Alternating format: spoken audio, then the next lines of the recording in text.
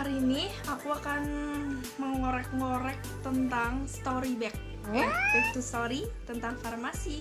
Kita akan kembali lagi ke sejarah, tapi sejarahnya tentang farmasi, ke farmasian. Ada apa aja sih di farmasi tuh? Dan sekarang aku juga akan bahas tentang kontribusiku untuk farmasi. Yuk, jangan lama-lama, durasi. Check it out.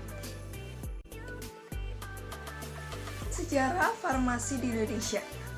Awal ada farmasi kefarmasian di Indonesia pada dasarnya diawali dengan pendidikan asisten apoteker, yaitu AA. Pada masa pemerintahan Hindia Belanda, lulusan pertama AA pada WNB warga negara Belanda di Indonesia tahun 1906 yang diuji di Surabaya. Untuk warga negara Indonesia asli WNI tercatat sebagai lulusan pertama tahun 1908 yang diuji di Surabaya juga, dan yang lulusan kedua tahun 1919 diuji di Semarang. Sejarah perkembangan pendidikan farmasi di Indonesia. 1. Pendidikan tinggi kefarmasian di Indonesia dapat dibagi dalam era Peperangan Dunia Kedua, zaman pendidikan Jepang, dan pasca proklamasi kemerdekaan Republik Indonesia.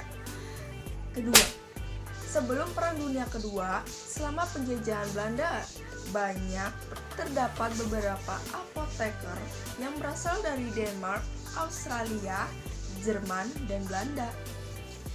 Ketiga, pendidikan farmasi di Indonesia banyak tingkat AA, asisten apoteker, yang dihasilkan tahun 1906.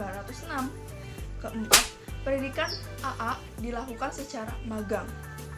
Kelima, pada tahun 1918 dibuka sekolah AA pertama dengan pemerintahan murid lulusan MULO di bagian B, yaitu setingkat SMP. Keenam, pada tahun 1937 jumlah apotek di Indonesia cuma ada 37. 8. Tahun 1947 diresmikan jurusan farmasi di Fakultas Ilmu Pengetahuan dan Ilmu Alam atau FIPI.